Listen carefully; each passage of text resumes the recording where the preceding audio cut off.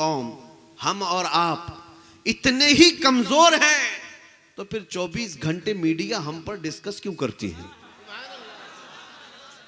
कमजोर कौम को तो कोई देखना ही नहीं चाहिए, इससे होना क्या है? लेकिन आपको पता है बहुत सारे न्यूज चैनल ऐसे हैं जहां हमारा नाम लिए बगैर उनकी दुकान नहीं चलती।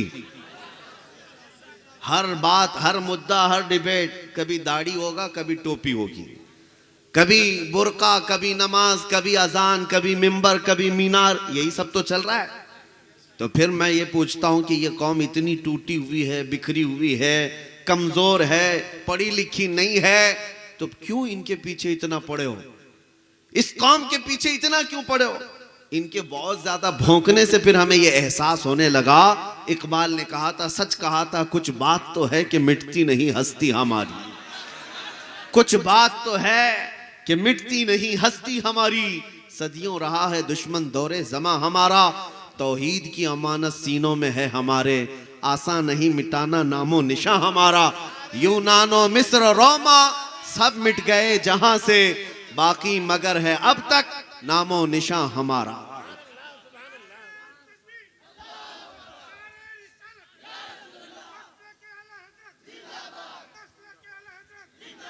मेरे अजीजों, आपको यह एहसास होना चाहिए कोई चीज तो है आपके पास, कोई चीज है, लेकिन अफसोस इस बात का है कि आपको खुद एहसास नहीं है आपके पास है क्या। यही एक सबसे बड़े एहसास दिलाने की बात है। तुम्हारे पास एक बहुत बड़ी दौलत है जो पूरी दुनिया को चुभती है और गढ़ती है, लेकिन अफसोस ये है कि तुम्हें खुद को नहीं मालूम तुम्हारे पास है।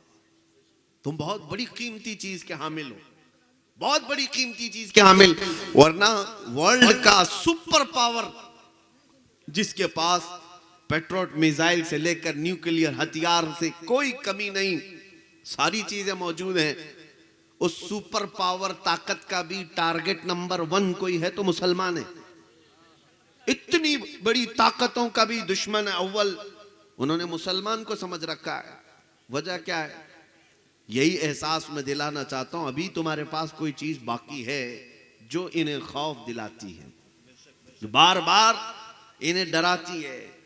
एक यहूदी आलिम ने इस बात को लिखा है, उनका हाकाम है, हकीम को हाकाम कहा जाता है, उनके यहूदी आलिम को। उसने कहा मैंने रिसर्च बहुत किया है मुसलमानों की तंजीमों पर, जमातों पर और इनकी तारीख पर। कई मर्तबा इनको काटा गया, मारा गया, तोड़ा गया है, जिला वतन करके शहर से निकाल दिया गया है। इनके पूरी कंट्री पर हुकूमत को ख़त्म करके हम अपनी हुकूमत कायम कर चुके। स्पेन में 700 साल मुसलमान हुकूमत किए, ख़त्म कर दिया, ख़त्म कर दिया। मस्जिदों को वहाँ पर चर्च बना दिया गया, अस्तबल बना दिए गए। वो यहूदी आलिम कहता इतना सब हो जाने के बाद दूसरी कौमों को जेनोसाइड किया गया है तो उनकी नस्लें ख़त्म हो गई, लेकिन मुसलमानों के साथ जितना किया गया उतना ये बढ़ते ही चले गए, हर जमाने में बढ़ते चले गए। तो कहता है इस नुक्ते पर मुझे तलाश करना था कि कौन सी चीज इन्हें फिर से बढ़ाती, कौन सी ऐसी चीज है जो इन्हें बार बार जमा करती है। वो कहता है मेरी जिंदगी का सबसे बड़ा उन्वान यही था कि मैं वो राज तलाश करना चाहता था और मुझे वो मिला। तो उसने ये बात एक मुसलमान के सामने कही, मैंने देखा है कि मुसलमानों को इनका कायद नहीं जोड़ता, मुसलमानों को इनकी तंजीमें, इनकी जमातें नहीं जोड़ती। मुसलमान तो हालत ये है कि मस्जिद में सब तो लगाते हैं लेकिन फिर भी नहीं जोड़ते। इनको अगर कोई चीज जोड़ती है तो नाम मोहम्मद है। और ये प्रैक्टिकली मैंने देखा अपनी जिंदगी में, या अमली तौर पर देखा। उसने रिसर्च किया होगा लेकिन मैंने अमली तौर पर देखा। आज से 2 साल पहले जब वो पाखंडी भोंकता था हुजूर पाक सल्लल्लाहु अलैहि वसल्लम की शान में और दिल दर्द करता था, और कौन सा ऐसा मुसलमान है जो जवाब नहीं देना चाहता? उलमा सब अपने अपने एतबार से जवाब देते थे। हमने अपने इलाके से पुकार कर उससे कहा कि डिबेट वगैरह सब खत्म, अब मैदान में आओ और आमने सामने देखते हैं। और मुझे यकीन है कि वो क्या उसकी 7 नस्लें भी नहीं आएंगी इस मुकाबले के लिए, कभी नहीं आएगी। मेरी बात सुन लो, जब ये हमने ऐलान किया, ये तो 40-50 लोगों के मजमे में ऐलान किया, लेकिन रब्बे जुल जलाल ने पूरी दुनिया में उसको फैलाया। हर जगह हर जवान, हर मुसलमान उसको सुनता रहा और रमजान का महीना, लॉकडाउन का सीजन, दुआएं करते रहे। अब मैं जो बात कहने जा रहा हूं वो ये है, अजमत मुस्तफा पर बात थी। मेरा एक्सपेक्टेशन भी नहीं था कि कौन कौन सुना है और कहां कहां तक गई। एक महीने के अंदर मेरे पास हिंदुस्तान तो छोड़े, बाकी पूरी दुनिया की कई ऐसे कंट्रीज हैं जिनका नाम भी पता नहीं था। उन मुल्कों से हमारे पास मैसेजेस, उनके लेटर पैड, उनकी तमाम तहरीरें, और हद तो ये है कि हमारी जमात के नहीं, दूसरे मकतब फ़िक्र से ताल्लुक़ रखने वाली जितनी तंजीमें हैं, उनके उलमा ने, उनके सरबराहों ने लेटर में लिख करके हमें यह भेजा कि मौलाना, हमारे जितने भी इख्तिलाफात हैं वो अपनी जगह पर, लेकिन मोहम्मद अरबी सल्लल्लाहु अलैहि वसल्लम की अजमत पर हम सब खड़े हैं आपके पीछे, हम आपके साथ खड़े हैं। हमने कभी किसी को दावत नहीं दी कि मेरे आगे खड़े रहो, पीछे खड़े रहो, लेकिन उस एक महीने रमजान में मुझे एहसास हो गया, 1000 जमातें हो जाने दो, लेकिन इस जमात को अभी भी अगर कोई चीज जोड़ सकती है तो वो गुंबद खजरा की छांव है। इसीलिए मेरे अजीजों, इसीलिए सीख जाओ ये बात कि अपने मिंबरों को भी इसके उसके लिए खास ना करो, बात करो तो सिर्फ बादशाह आजम की बात करो। मैं अक्सर ये कहता हूं, ना हमारे नाम के नारे लगने चाहिए, ना ही हमारी तारीफें, ये मिंबर है मेरे मुस्तफा का, और इज्जत हमें मिली है तो उन्हीं के कदमों से मिली है। आप कोशिश तो करके देखो, कसरत से सिर्फ और सिर्फ नाम मुस्तफा का जिक्र होने लगे, इख्तिलाफात वैसे ही खत्म हो जाएंगे, आपके अंदर के इख्तिलाफात खत्म होंगे, क्योंकि वो नाम में इतना असर है कि अल्लाह तबारक व तआला बरसों चलने वाली जंगों को मदीने तैयबा में खत्म फरमाया और उनको आपसी मोहब्बत पैदा फरमाया। आज हमारे दरमियान भी ये चीज आ सकती है। सब पीर मोहतरम है जो सलासिल हक्का से वाबस्ता है। मैं जितने सिलसिले हैं, जितने मशरब हैं, जितनी तरीक़त की राहें हैं, उनकी ताज़ीम करता हूँ, एहतराम करता हूँ, लेकिन सबको ये चाहिए कि आज कसरत से अगर किसी का जिक्र करें तो मेरे मुस्तफ़ा का करें, और इस कौम के दिल में अपनी नहीं अपने आका की मोहब्बत डालें।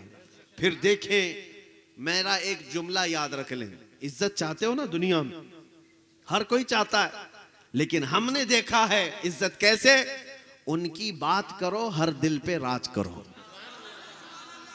उनकी बात करो हर दिल पे राज करो।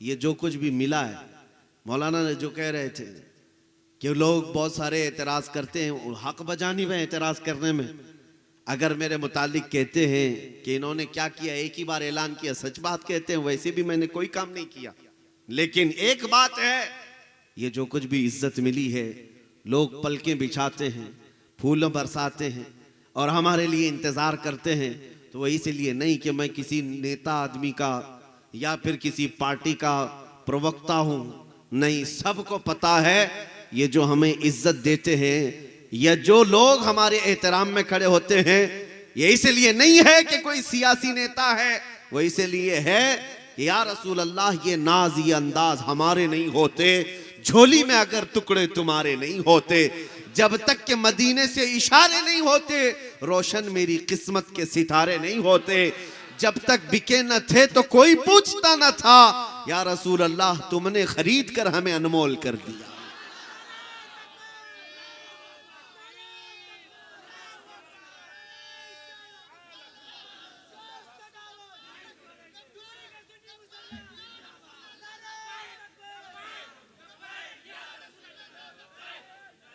अब ये बात याद रखो मेरे अजीजों, एक बात याद रखो, मरना तो वैसे भी है और मुसलमान का अकीदा है, मौत तुम्हारे लिए कोई हादसा नहीं है।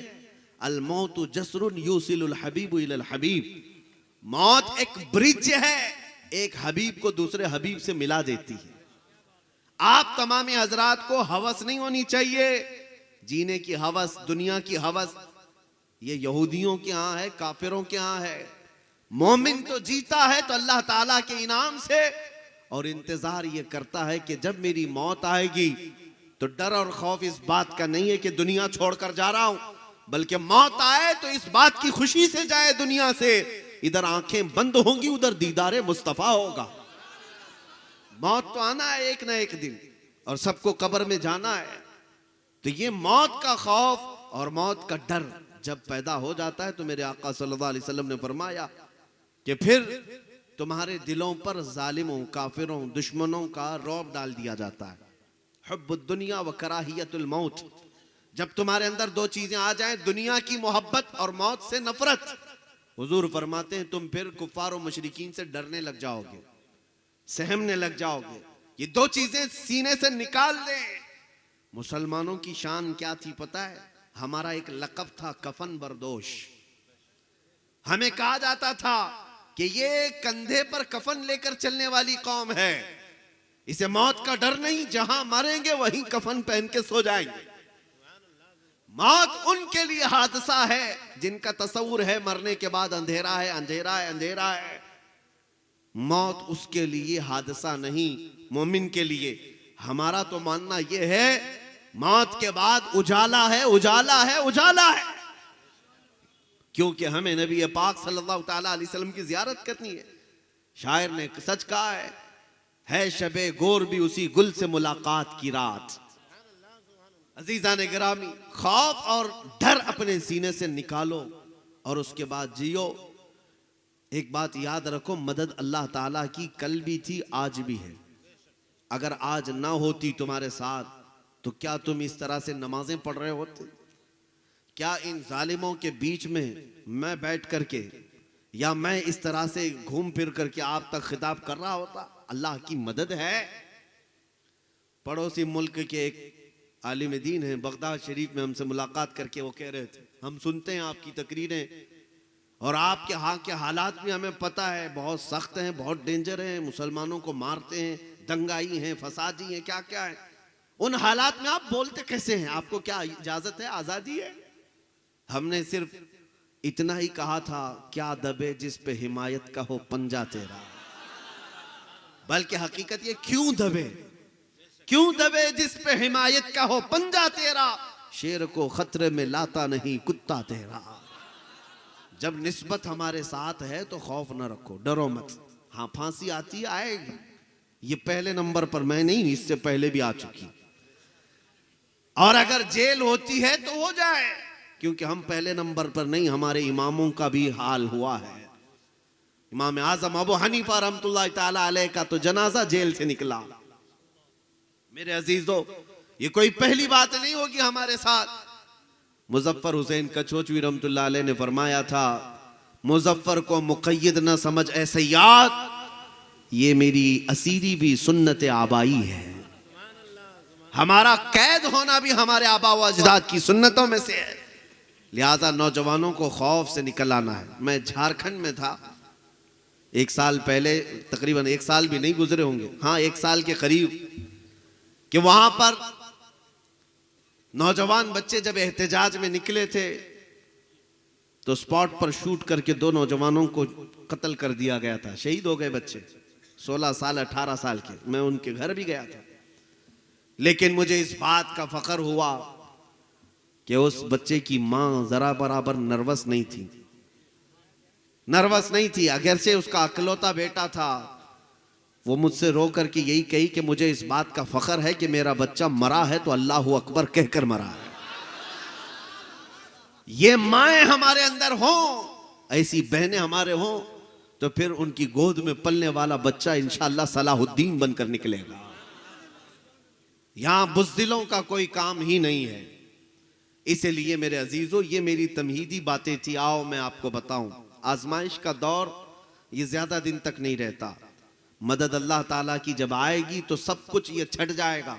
चांद पर भी गहन लगता है, लेकिन इसका मतलब ये नहीं कि चांद हमेशा के लिए काला हो जाता है, लेकिन जब गहन छट जाता है तो अपने आबो ताप के साथ चमकता है। आज इस उम्मत पर अगरचे कुफ्फार और मुशरिकीन की तरफ से लगाया हुआ गहन होगा, लेकिन ये छटेगा, ये छटेगा, फिर उजाला आएगा। कुछ देर की खामोशी है, फिर शोर आएगा। आज कुत्तों का वक्त है, कल हमारा दौर आएगा इंशाअल्लाह, और यकीनन आएगा, क्योंकि मुझे मेरे नबी के फरमान पर यकीन है कि एक वक्त वो आएगा जब इमाम मेहदी का ज़हूर होगा।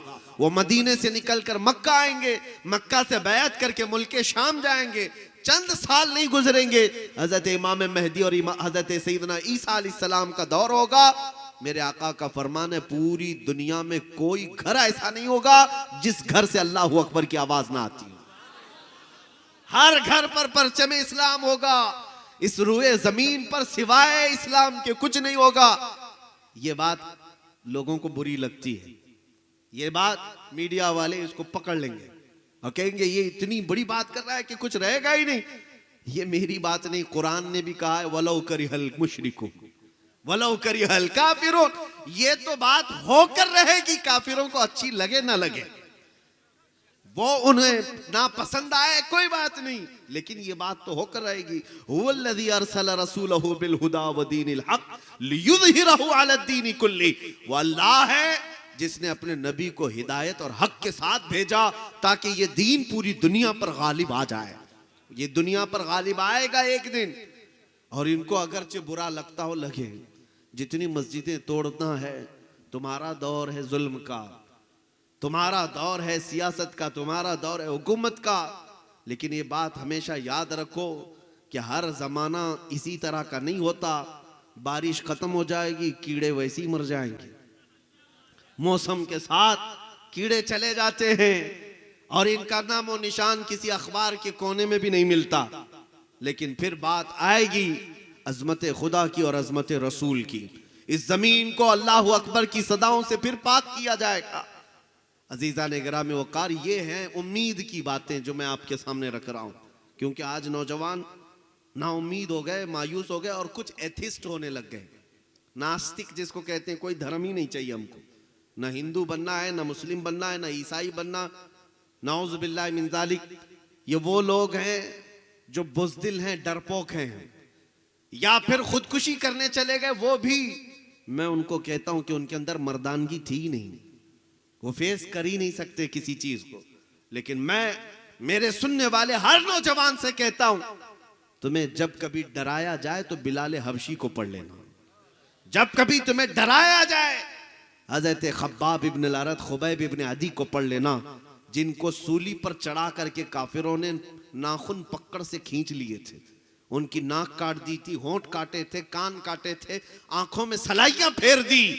और उस वक्त एक काफिर ने कहा था, जैद बिन दसना को जब फांसी पर चढ़ाया जा रहा था, कहा था क्या ही अच्छा होता तेरी जगह मोहम्मद होते और तू सो रहा होता। उस वक्त वो सहाबी रसूल जिनके जिस्म को काट दिया गया है, खून में लथपथ था जिस्म, पुकार कर कहते हैं, जालिमो खबरदार, तुम कहते हो यहां मोहम्मद होते और मैं सो रहा होता, अभी मेरे जिस्म के 1000 टुकड़े कर लो, ये मुझे बर्दाश्त है। मेरे नबी के तलवों में कांटा भी चुभ जाए, ये मुझे गवारा नहीं है। जो जान मांगो तो जान दे दे, जो माल मांगो तो माल दे दे, मगर ये हमसे कभी ना होगा नबी का जाहो जलाल दे दे।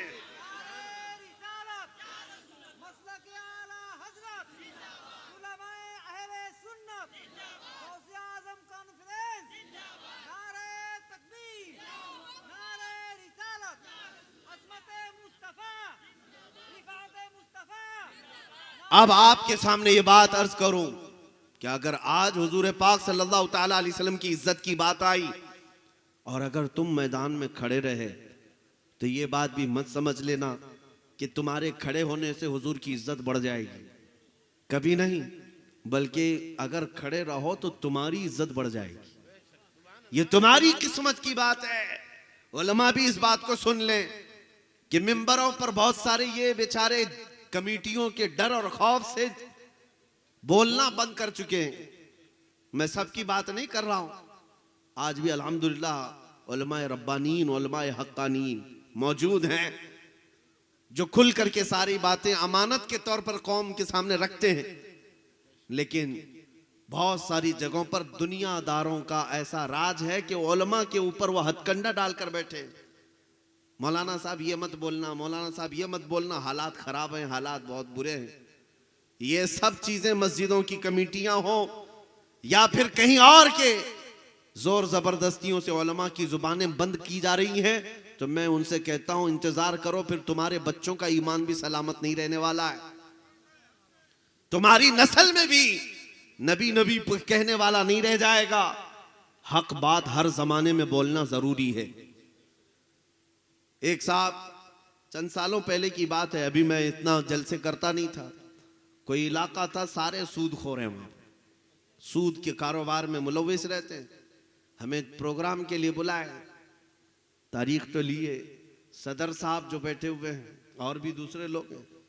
जलसे से पहले हमसे कहा कि हजरत आपकी तकरीरें सब माशाल्लाह सुनते हैं, बहुत खूब सुनते हैं, लेकिन सूद पे मत बोलिए, फाइनेंस पे, बड्डी पे मत बोलिए कि ये सब बहुत पुराने धंधे हैं, इनके कारोबार हैं। हमने कहा आज तो पूरा टॉपिक ही इस पर होगा, हम बोलेंगे इसी बात पर। अगर हमसे ये बात कही जा रही है, क्योंकि फिर किसी मौलवी से ये कहना, तो वो मौलवी मुबल्लिग नहीं है, वो समझौता करने वाला आदमी है, वो आलिम नहीं है। हमने 1 घंटे तक वो सूद की मजम्मत के मुतालिक ही बयान किया। मैंने कहा आइंदा कभी ना बुलाना, कोई फर्क नहीं पड़ता, लेकिन मेरी दी हुई गोली किसी का बुखार जरूर उतारेगी, किसी ना किसी का बुखार उतरेगा। अजीजा ने गिरामी वकार, मैं आपसे भी कहता हूं, हालात को देखकर इस तरह से बुज़दिल मत बन जाना। आज लोग ये कहते हैं बहुत किल्लत में है, हम माइनॉरिटी में हैं, छोटी तादाद है, हम क्या कर सकते हैं।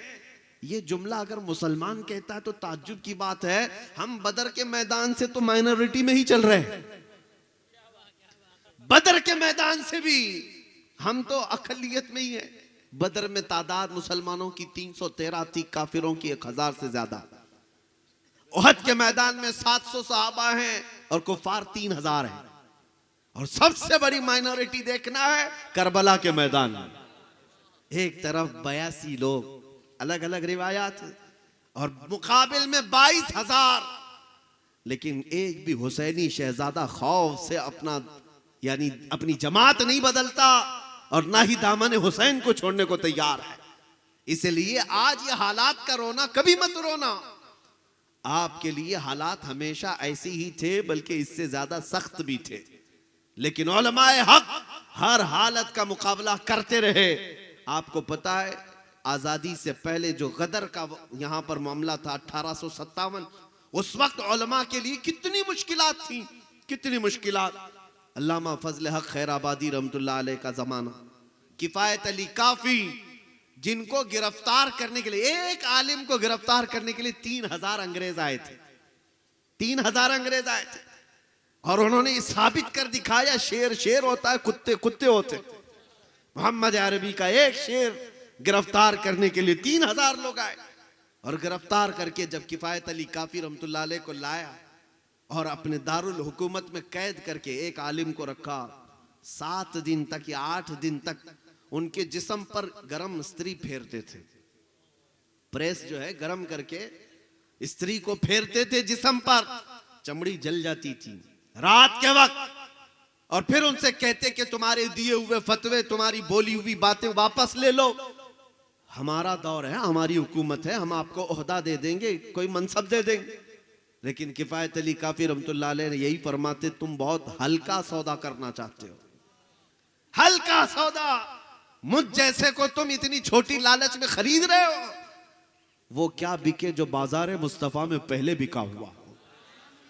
7 दिन तक जब चमड़ी पर स्त्री फेरी जाती और किफायत अली काफी नहीं मानते थे, तो उनके जिस्म पर रात को फिर नमक छिड़कते थे, जली हुई चमड़ी पर अंग्रेज नमक छिड़कते थे।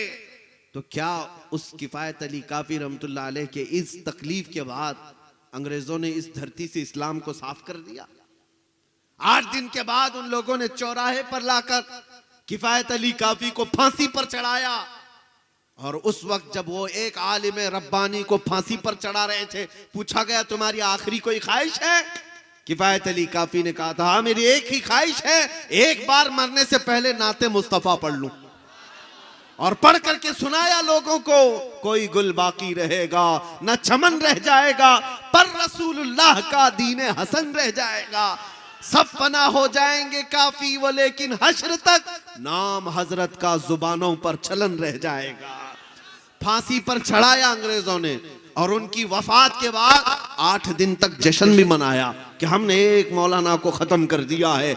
एक मौलवी जिसके लोग गर्विदा थे, बहुत सारे लोग उनकी जुबान पर लब्बैक कहते थे, सब एक मौलवी के खत्म होते ही दुनिया खत्म हो जाएगी। मगर इन पागल कीड़ों को पता क्या है मेरे मौला का निजाम क्या है। एक किफायत अली काफी को ये मुरादाबाद में फांसी पर चढ़ा रहे थे और उन्हीं के चंद दिनों के बाद उसी मुरादाबाद के पड़ोस शहर में बरेली में मौला इमाम अहमद रजा को पैदा कर रहा है। एक चिराग बुझाओगे मौला 100 चिराग रोशन करेगा। और फिर इमाम अहमद रजा तशरीफ लाए और जब जवानी का आलम हुआ तो दुनिया ने देखा है किफायत अली काफी अपनी जिंदगी में इश्क रसूल भरते थे, लोगों को बुलाते थे, लेकिन इमाम अहमद रजा का कलम जब चला, अल्लाहू अकबर, सिर्फ बरेली की सरजमीन पर नहीं, हिंदुस्तान की सरजमीन को ही नहीं, पूरी कायनात के जहां जहां लोग उर्दूदां तबका है उन सब के सीनों को इश्क मुस्तफा से भर दिया। और फिर हर चप्पे चप्पे से आवाज आने लगी, डाल दी कल्ब में अजमत मुस्तफा, सैयदी आला हजरत पे लाखों सलाम। आज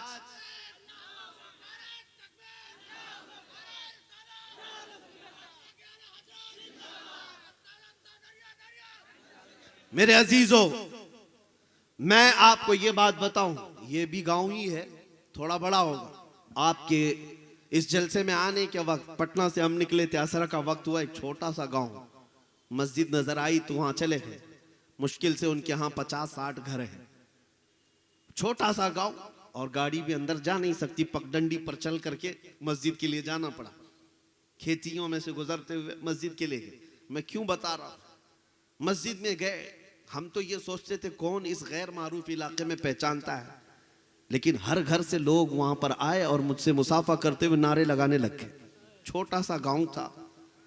मैंने पूछा पहचानते हो? कहा आप पहचानते नहीं, रोज सुनते हैं आपको। अब जो नारे लग रहे थे, मुझे इस बात का ये नहीं है कि मुझे लोग पहचानते हैं, छोटी सी बस्ती है, बनियान लुंगी पहने हुए लोग हैं, लेकिन वहां नारे जो लग रहे हैं मसलके आला हजरत और ताजुश शरिया। उस दिन ये एहसास हुआ कि मेरे अजीजों, वो एक छोटी सी बस्ती है, छोटी सी बस्ती, इनमें से कौन है जो आला हजरत को देखा हुआ है? कोई नहीं है, कोई नहीं उनके जमाने का। और उस बस्ती में, उस छोटे से गांव में गया कौन है आला हजरत को सिखाने के लिए, आला हजरत की मोहब्बत डालने के लिए? उलमा कहां जाते हैं? बहुत कम। उस बस्ती में तो हमने देखा कि कोई है ही नहीं, छोटा सा गांव है। ये एक मिसाल दे रहा हूं, ऐसे 1000 गांव है, हर गांव से ये आवाज आती है मसलके आला हजरत, इश्क मोहब्बत, इश्क मोहब्बत। ये आवाजें क्यों आती हैं जानते हो? यही मेरा जुमला याद रख लो, उनकी बात करो, हर दिल पे राज करो। आला हजरत अपने घर का कसीदा नहीं पढ़ते थे, अपने बाप दादाओं की तारीफ नहीं करते, जिंदगी में जब कलम उठाया है मेरे मुस्तफा की शान बयान की है। करो मदह अहले दुवल रजा, पड़े इस बला में मेरी बला, मैं गदा हूं अपने करीम का, मेरा दीन पारे ना नहीं। उस आला हजरत ने जब कलम उठाया था, बारगाह मुस्तफा में यूं कहा था, सरवर कहूं कि मालिक व मौला कहूं तुझे, बागे खलील का गुले ज़ैबा कहूं तुझे, तेरे तो वस ऐबे तनाही से हैं बरी, हैरा हूं मेरे शाह मैं क्या क्या कहूं तुझे। अहमद रजा ने जब हुजूर पाक की शान में इतनी बातें अर्ज की, तो हकीकत बात यह है, अल्लाह करीम फिर तारीफ करने वालों के न नाम को मरने देता है, न कलाम को मरने देता है। आज उनका नाम भी जिंदा है और कलाम भी जिंदा है। 100 साल हो गए, मजमू में आज भी आला हजरत को पढ़ा जाता है कि नहीं पढ़ा जाता? और मैं समझता हूं आला हजरत की नातें, जुमले अगरचे उर्दू के सख्त हैं, आसान उर्दू में पढ़ी जाने वाली नज़में एक जगह, सख्त उर्दू में पढ़ी जाने वाली आला हजरत की नातें पढ़ो, दिल झूम जाता। अवाम भी अवाम है, ये भी आला हजरत की नातों में वजद करती है। क्यों? इसलिए कि इश्क में बोली हुई बात है। अब मैं आपको बताऊं, जालिम जिस कदर भी जुल्म कर ले और किसी का कत्ल कर ले, और वो ये समझ ले कि इस तरह से खत्म कर देंगे हम इस्लाम को, ये नामुमकिन सी बात है। मैं आज से कई साल पहले कहा था, जैसे न्यूजीलैंड में एक बार मस्जिद में घुस करके एक सन की आदमी, जिसके दिलो दिमाग पर सिर्फ इस्लाम की दुश्मनी बैठाई गई थी, बंदूक से मार करके 50 लोगों का कत्ल कर दिया। और उसने ये कहा था कि मुझे ये अहद किया हुआ हूँ या मुझे ये लगता है कि मैं इस्लाम को पूरी दुनिया से ख़त्म कर दूंगा, गया जेल में बैठा रहा। ऐसे ही यहाँ भी बहुत सारे कुत्ते बैठे हुए हैं, गुफे में बैठ करके भौंकते हैं कि इस्लाम का विनाश कर देंगे, धर्म संसद करके अपनी लोमड़ियों के बीच में, बाकी बाहर आने की हिम्मत नहीं। इस्लाम का विनाश कर देंगे, ख़त्म कर देंगे, इस धरती से मिटा देंगे। हम उनको हमेशा यही कहते हैं। एक न्यूज़ रिपोर्टर हमारे पास इंटरव्यू लेने आए थे, वो कह रहे थे कि फलां साधु जी, फलां पंडित जी, फलां पाखंडी जी जो भी हैं, ये कहते हैं कि इस्लाम का विनाश कर देंगे। हम कहते हैं उनसे, जाइए वो बाबा से कह दे पहले अपने बदन की खुजली मिटा ले, वो उससे नहीं मिट सकती। इस्लाम तो बहुत अजीम बात है। समंदर का पानी ना नापा जा सकता है, ना खत्म किया जा सकता है। समंदर तो समंदर है, आसमान को तुम नीचे ला सकते हो, जमीन को ऊपर कर सकते हो, लेकिन इस इस्लाम को कभी नहीं मिटा सकते। ये अल्लाह रब्बुल इज्जत के हिफ्ज़ अमान में है, ये दीन अल्लाह रब्बुल इज्जत के हिफ्ज़ अमान में है। अब मैं आपसे यही कह रहा हूं, जो दीन तुम्हारा महफूज है, जो तुम्हारा कुरान महफूज है, बस बात इतनी है कि तुम पूरे मुसलमान बन जाओ, तुम हुजूर पाक सल्लल्लाहु तआला अलैहि वसल्लम के वफादार बन जाओ। हर घड़ी तुम्हारे साथ निस्बत मुस्तफ़ा होना चाहिए, हर घड़ी तुम्हारे साथ अजमत मुस्तफ़ा का पासो लिहाज होना चाहिए। इसलिए मेरे अजीजों, जब तक तुम्हारे अंदर ये इनकलाब नहीं आए, एक मिसाल देकर के मैं आपको बताता हूं। आज दुनिया तुम्हें शराब पीते हुए देखकर ये नहीं कहती अब्दुल्ला का बेटा शराब पी रहा है, तुमको ताश के पत्ते खेलते हुए देख करके ये नहीं कहती अहमद का बेटा ताश के पत्ते खेल रहा था। ये तो बातें हो गई। दुनिया ये कहती है मोहम्मद अरबी का गुलाम शराब पी रहा है, मोहम्मद अरबी का गुलाम ताश के पत्ते खेलता है। दुनिया यही कहती है मुसलमान चोरी कर रहे हैं, मुसलमान धोखा दे रहे हैं। इस लफ्ज का एहतराम और पासो लिहाज तुम्हें कितना जरूरी है। तुम्हारे अखलाक सबसे बुलंद होने चाहिए। तुम इस धरती पर, इस जमीन पर खैर उम्मत बनाए गए हो, सबसे बेहतरीन उम्मत बनाए गए हो। तुम अगर दिन भर गाने सुनते हुए नाचते हुए गुजारोगे तो तुम्हारे दिलों में निफाक ही तो पैदा होगा। मुहद्दिसीन फरमाते हैं जो कसरत से गाने सुनता है वो मुनाफिकत की तरफ जाता है, उसके दिल में कुफ्र आने लगता है। और एक रिवायत ये है जो कसरत से गाने सुनता है वो जिना की तरफ जाता है। ये बेहयाइयां और बदकारियां यूं ही नहीं आती। मैं आपको क्यों कह रहा हूं ये गाने वगैरह सुनना छोड़ दो, तुम्हारे दिलों के अंदर सिर्फ निफाक और डर पैदा होता रहेगा। तुमको अगर सुनना है तो अजमत इस्लाम के तराने सुनो, मेरे मुस्तफ़ा की नाते सुनो। दिल में ईमान रोशन होता है, दिल के अंदर मजबूती आती है और तुम इस तरह बुज़दिली की जिंदगी नहीं गुजारोगे, तुम जमे हुए पहाड़ों की तरह बन जाओगे।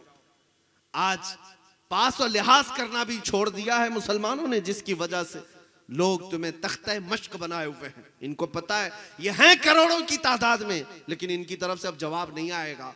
इसीलिए देखो जिसको चाहे जंगल राज में शूट करके मार दिया जाता है। क्यों ऐसे हालात पैदा हो गए, क्यों इतनी हिम्मतें बढ़ गई? उसकी वजह यही है कि गुलाम मुस्तफ़ा की बात तो ये थी कि इनको छेड़ना तो दूर की बात, इनके किसी बच्चे को भी कोई हाथ नहीं लगाता था। उनको पता था कि ये मोहम्मद अरबी के शेर है, ये निकलेंगे अपने यहां से तो लोगों का जीना हराम कर रखेंगे। दुनिया खौफ रखती थी, लेकिन तुम्हें तोड़ दिया गया है, फोड़ दिया गया है।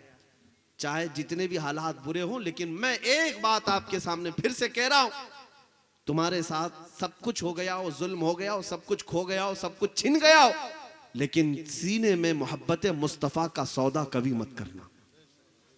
ये एक दौलत अपने साथ रखो, अपने बच्चों को भी इतना पिलाओ, इतना पिलाओ कि बच्चों से, औरतों से भी मैं कहूंगा, माओ से भी, कि बच्चों को दूध पिलाओ तो ये कह करके नहीं कि बेटा तू बड़ा होगा मुझे ये कमा कर देगा, वो कमा कर देगा। माएं बचपन में बच्चों को ये तरबियत दें कि बेटा मैंने तुझे अजमत मुस्तफ़ा के लिए पाला है, और फिर देखना कि वो तुम्हारी भी कितनी अजमत का एहतराम करता है। जिसको तुमने अल्लाह उसके रसूल की मोहब्बत में पाला हो, वो तुम्हारी अजमत और एहतराम का भी पासो लिहाज रखता है। एक बात मैं बता देता हूं, उहद के मैदान में जब 70 सहाबा शहीद हो गए थे, एक जवान सहाबी की माँ है रोती हुई आई, मैदान में आई, बारगाह मुस्तफ़ा में इजाजत लेती है, या रसूल अल्लाह सुना है मेरा जवान बेटा शहीद हो गया, अगर आप हुक्म फरमाए, इजाजत दें तो मैं अपने बेटे की लाश देखूंगी। हुजूर की इजाजत है तो लाश देखूंगी। हुजूर ने फरमाया जाओ देखो, अपना बेटा है तुम्हारा। तवज्जो से सुनना मेरे अजीज हो, मदीने वालों का ईमान क्या था। वो खातून आई, लाशों में से अपने एक बेटे की लाश निकाली, जवान कड़ियल जवान बेटा 25 साल के करीब का, देखती खून में लथपथ है। उसके बाद जिस्म पर हाथ फेरती है, पलटती है, उसका जुब्बा उठाती है शहीद का, पीठ पर हाथ फेर फेर करके देखती है और उसके बाद सज्जे में गिर जाती है, शुक्र अदा करती है। ऐ मौला तेरा शुक्र है मेरे लाल को तूने तेरे हबीब की खिदमत में कबूल किया, अपने रसूल की खिदमत में तूने कबूल किया। जो करीब में खड़े थे साहबा पूछने लगे, खातून ऐ माई जान ये क्या कर रही हो, इस शहीद के साथ तुम क्या कर रही हो। तवज्जो, कौन ऐसी माँ होगी, कौन लाएगा ऐसी माँ को।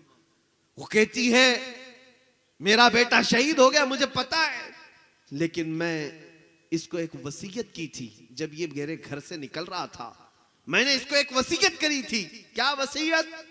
वो खातून कहती है मैंने इससे कहा था बेटा मैंने आज के दिन के लिए तुझे दूध पिलाया था कि जब मेरे मुस्तफा पर कोई बात आए तो तू घर में ना बैठा रहे, निकल जा और मेरे आका सल्लल्लाहु अलैहि वसल्लम के दिफा के लिए अपनी जान भी कुर्बान करनी हो कर लेना।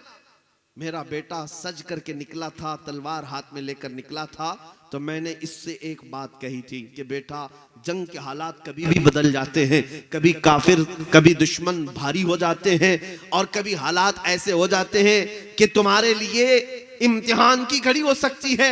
ऐसे अगर हालात जंग में आ गए, मेरे मुस्तफा को अकेला छोड़कर भागना मत, और अगर भागते हुए तुम मारा गया मैं अपना दूध भी माफ नहीं करूंगी। ये बेटे को मैंने वसीयत की थी। और उसके बाद फिर मुझे पता चला जंगे उहद में हालात बदल गए थे, कुफार और मुशरिकीन गालिब आ गए थे, मुसलमानों पर वो गालिब आ गए थे।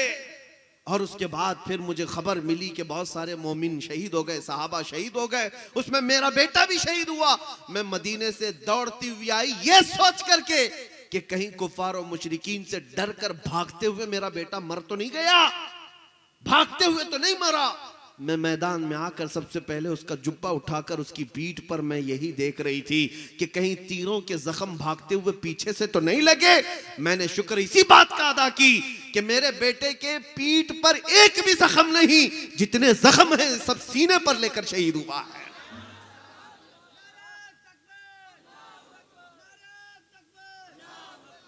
ये है अज़मत मुस्तफा पर निछावर होने वाला जज्बा था।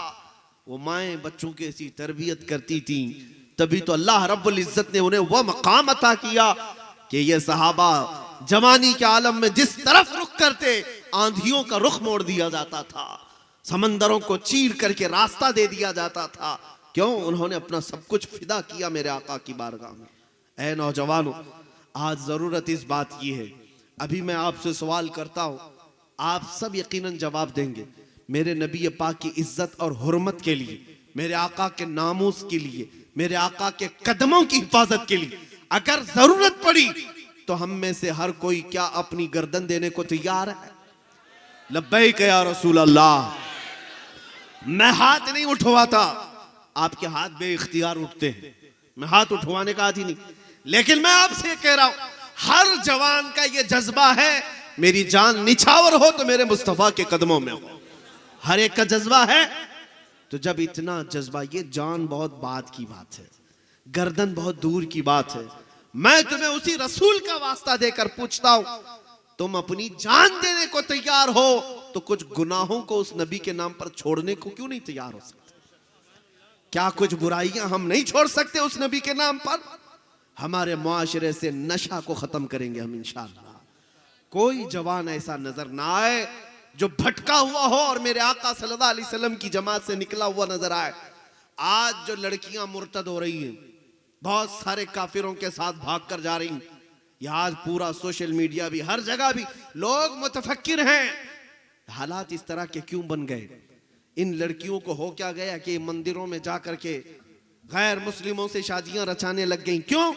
मैं समझता हूं उसी घर की बच्ची है जिस घर में अज़मत मुस्तफा सिखाया नहीं गया होगा, या उस बच्ची को ये नहीं बताया गया कि तेरे कंधों पर पड़ा हुआ दुपट्टा सिर्फ तेरा नहीं है, ये सैयदा कायनात फातिमा ज़हरा से निस्बत रखता। यकीनन बच्चियों को जब ये बात पता चले कि जो दुपट्टा उसके कंधे पर है, इस दुपट्टे की निस्बत मखदूमा कायनात फातिमा ज़हरा से वाबस्ता है, लिहाजा वो ऐसा कदम कभी नहीं उठाएगी, ऐसा कदम कभी नहीं उठाई। लेकिन जो बच्चियां बहक गईं, भटक गईं, शैतानी वसवसों के शिकार हो गईं, आज उनका अंजाम क्या हुआ वो भी हमारे सामने है। ये कुत्ते और दरिंदे जो अपनी बिरादरी से अलावा दूसरी बिरादरी में शादी करने को तैयार नहीं होते, छूत छात का मामला रखते हैं, वो कब किसी मुसलमान औरत को अपनी बहू बना सकते? नहीं हो सकता। ये सब का सब पाखंड खेल है। मुसलमान औरतों को इस्तेमाल करना और अपनी हवस का निशाना बना करके इनके टुकड़े करके फेंक देना, ताकि फिर इनकी कौम भी ना एक्सेप्ट ना करे और ना ही इधर की रहे ना उधर की रहे। एक दो नहीं, कई लड़कियां ऐसी हैं जिनका बायोडाटा हमारे पास मौजूद है। लेकर के गए इनको भगा कर, और उसके बाद इधर अपनी कौम को तो ये लात मार कर गई थी लड़की, और वहां जाने के बाद उसको कुकुम भी लगाया गया, पूजा भी करवाई गई, सब कुछ करवाया गया, धर्म भी बदला गया। लेकिन चंद दिनों के बाद जब भूख मिट गई हवस परस की, तो फिर मारना शुरू किया, पीटना शुरू किया। तो अब लड़की बात करे तो किससे करे? सारे दरवाजे तो बंद करके आई थी, पुकारे तो किसको पुकारे मदद के लिए? ना अपने घर आ सकती है, ना अपनी कौम को बुला सकती है। कुछ तो घुट घुट करके मरने लग गई और खुदकुशियां करने लग गई, और कुछ तो ऐसी हैं जो आज भी तरस रही है इस बात के लिए कि हम जाएं तो कहां जाएं। मैं आप आज से 1.5 साल पहले की बात बता रहा हूं। दुबई से एक लड़की वापस आई, दिल्ली में रहने वाली। उसका ये मैसेज मैं आपको बताऊं। कहा कि हम इसी तरह घर छोड़ करके गए थे, गैर मुस्लिम उसकी मोहब्बत में, कॉलेज की ट्यूशन की मोहब्बतें थी, निकल पड़ी, और उसके बाद हमें ले जाया गया। शादी के नाम पर गई तो थी, लेकिन दुबई घूमने जाकर वहां तो हमें बेच दिया गया था तवाइफ के अड्डे पर। और वो लड़की कहती है, मैं वहां जाने के बाद मुझे पता चला मैं अकेली नहीं, इस तरह की 50 लड़कियां और हैं वहां पर जो जिनके माँ बाप मुसलमान हैं, और उन्हें ला करके तवाइफ के अड्डे पर बेचा गया है। चंद महीने घुमा फिरा करके उनको उनके जिस्मों का धंधा करने के लिए लगा दिया गया। मैं बच्चियों से कहता हूं, संभाल करके रखो, तुम्हारे लिए अल्लाह ने जन्नत बनाई है। वो दिन कितना अजीम होगा जब हमारी बेटियां कयामत के दिन फातिमा ज़हरा के साथ चादर ओढ़े जन्नत में जा रही होंगी। वो दिन कितना अजीम होगा। महशर में एक फरिश्ता निदा देगा, गज़्ज़ू अबसारकुम फ़इन्न फातिमा बिन्त मुहम्मदिन तमुर्रु इलल जन्नह। ऐ महशर में मौजूद लोगों, अपनी आंखें नीची कर लो, इसलिए कि मोहम्मद रसूलुल्लाह की बेटी फातिमा 70,000 औरतों के साथ जन्नत में जा रही है। उनके जाने का अंदाज भी कयामत के दिन वो होगा कि महशर के मैदान में भी उन औरतों की तरफ किसी को निगाह उठाने की इजाजत नहीं। मैं आज रिक्वेस्ट करता हूं अपनी बच्चियों से, तुम इस निस्बत का पास और लिहाज रखो। मैं एक मिसाल के जरिए से समझाता हूं, अपनी गुफ्तगू को समेटता हूं। मेरा अमामा है, बहुत सारे लोग मिलने को बेचैन रहते हैं, मुसाफा करते हैं। मैंने किसी को उठाकर अपना अमामा दे दिया, ये मेरा अमामा शरीफ, आप पहन लो। मैंने आपको पहनाया तो खुशी होगी कि नहीं होगी? खुशी होगी। अब पहन करके आप घूम रहे हैं, आप फख्र भी कर रहे हैं कि हजरत ने हमें अमामा दे दिया, मौलाना साहब ने हमको अमामा पहना दिया, ले करके पहन करके घूमते रहे। मैं आपसे पूछता हूं, क्या ये सर पर जब तक आपके अमामा है, बाजार में गुजरते हुए कभी किसी शराब की दुकान पर खड़े हो जाओगे? शर्म से डूब मरोगे, सोचोगे ये अमामा इतना बड़ा है, लोग क्या कहेंगे कि तेरे सर पर क्या है और तू खड़ा कहां है? क्या तुम्हारे हाथ में ताश के पत्ते आएंगे या अमामा शरीफ पहन करके? क्या किसी अजनबी औरत के साथ तुम बाजार में खड़े होकर गप्पे लगाओगे किसी लड़की के साथ? कहेंगे नहीं, लोग लिबास देखकर क्या कहेंगे, इतना अमामा है, इतना बुलंद सर पर, और एक लड़की के साथ ये बेतुके अंदाज में नजर आ रहा है। पास और लिहाज रखोगे कि नहीं रखोगे अमामे का? अरे मेरे अजीजों, मेरा अमामा तो अपनी जगह, अपनी टोपी का भी तुम ख्याल रखते हो। जब टोपी सर पर होती है तो ऐसे वैसे काम नहीं करते। मैं आपसे ये पूछता हूं, जब मैं तो एक हकीर आदमी, मैं एक छोटा आदमी, मेरा अमामा अगर तुम्हारे सर पर आ जाए, तुम गलत काम करने से डरते हो, तो फिर सोचो जो सीने में तुम्हारे मोहब्बत मुस्तफा है, जो निस्बत मुस्तफा है, उसका कितना पासो लिहाज होना चाहिए। जब कभी बाजार से गुजरो, कुछ तुम्हारे साथ हो या ना हो, टोपी दाढ़ी, इतना ख्याल रखो मेरे साथ अजमत मुस्तफा है, मेरे साथ निस्बत मुस्तफा है। दुनिया क्या कहेगी कि मोहम्मद अरबी का गुलाम भटका हुआ है, ये जुए में है, ये शराब में है, ये नशे में है। बदलो अपनी जिंदगी को। इसीलिए कहता हूं आज के हालात यूं ही खाक हो जाएंगे बगैर तुम बदल गए। उठो, जगह जगह के थक चुके हैं तुम्हें ये हंगामे, नशाते लज्जते ख्वाबे गिराम बदल डालो। गलत रवि से मनाजिल का बहुत बढ़ता है, मुसाफिरों रविश कारवां बदल डालो। अगर तुम नहीं बदले आज, तो तुम्हारी नस्लें तुम पर लानत करेंगी, तुम्हारी नस्लें तुम पर थूकेंगी। आज बदलने का वक्त है। मैं नौजवानों से ही कहता हूं, जितनी तेज आवाज में तुम्हारे जज्बे के साथ तुम नारा लगाते हो हुजूर के नाम पर, इतनी ही तेजी के साथ आप अपने मुआशरे को बदलने की कोशिश करो। तुम्हारी मस्जिदें तुम्हारी नमाजों से भर जाएंगे इंशाअल्लाह। नमाजों की पाबंदी करेंगे इंशाअल्लाह। रात भर जलसा करके फजर में गायब हो जाना जलसे का वसूल नहीं। वो फजर की 2 रकात दुनिया की सारी दौलत से ज्यादा अजमत वाली है। मेरे आका का फरमान है, 2 रकात सुन्नत के बारे में, फर्ज तो फर्ज है, सारी दुनिया से बेहतर है 2 रकात फजर की सुन्नत। और अगर तुम खर्राटे लेते हुए सोते रह गए, तो इसीलिए मैं कहता हूं मेरे अजीजों, तुम अपने हाथों अपने पैरों को कुल्हाड़ी मारते हो, बाकी सारी चीजें तुम्हारे पास मौजूद हैं। अल्हम्दुलिल्लाह, मुझे डराने की जरूरत नहीं है। फख्र मैं करता हूं कि सब कुछ खत्म होने के बाद भी अभी चिंगारी मेरे मुस्तफ़ा के मोहब्बत की सीनों में मौजूद है। मैं अगर कहता हूं अशहदु अन्ना मुहम्मद रसूलुल्लाह सल्लल्लाहु तआला अलैहि वसल्लम, आपके यहां भी रिवाज है अंगूठे चूमने का? चूमा ना अपने अंगूठे? क्या मैंने ऑर्डर दिया था चूमो? लेकिन मैं इधर हुजूर का नाम लेता हूं, आपके अंगूठे खुद लबों तक जाते हैं। क्यों? किसने कहा आपको? यहां से ऐलान हुआ? नहीं, खुद से तुम्हारे अंगूठे उठ जाते हैं। जब नबी का नाम ले तो बोसा दे देते। ये इस बात की अलामत है कि तुम्हारे सीने में अभी मोहब्बत मुस्तफा जगमगा रही है। ये तुम्हारे हाथों की हरकत बताती है अभी है मौजूद। वरना हुजूर के नाम पर इतना क्यों तड़पते, इतना क्यों मचलते? तुम्हारे पास अभी दौलत है, सब कुछ खत्म नहीं हुई।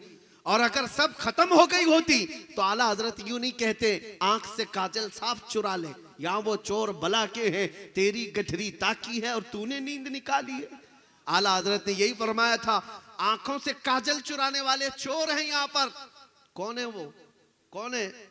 पॉकेट मार तो नजर आए, घर पर डाका डालने वाले, गाड़ियां चुराने वाले चोर तो है, लेकिन काजल चुराने वाले चोर कौन है? कभी सुना आपने? काजल चुराने वाले चोर कौन है? आला हज़रत ने जो फरमाया, मोमिन की आंखों का काजल इश्क मुस्तफा होता है। इश्क मुस्तफा ये चुरा लिया जाए तो तुम्हारी आंखों को कुछ नजर भी नहीं आएगा, तुम अंधे हो जाओगे। इसीलिए आला हज़रत फरमाते, तुम्हारे पास काजल है और चोर तुम्हारी गठरी ताक रहा है कि इश्क मुस्तफा इसके सीने से खत्म करो, और तू नींद निकाला हुआ है। सूना जंगल रात अंधेरी छाई बदली काली है, सोने वालों जागते रहियो चोरों की रखवाली है। शहद दिखाए जहर पिलाए, ये दुनिया यही है, शहद दिखाए जहर पिलाए, कातिल डायन शोहर कुछ, इस मुर्दार पे क्या ललचाए, दुनिया देखी भाली है। आओ एक बात की तरफ मैं लेकर के आपको गुफ्तगू खत्म करता हूं। आपसे मैं पूछता हूं, वो जो न थे तो क्या?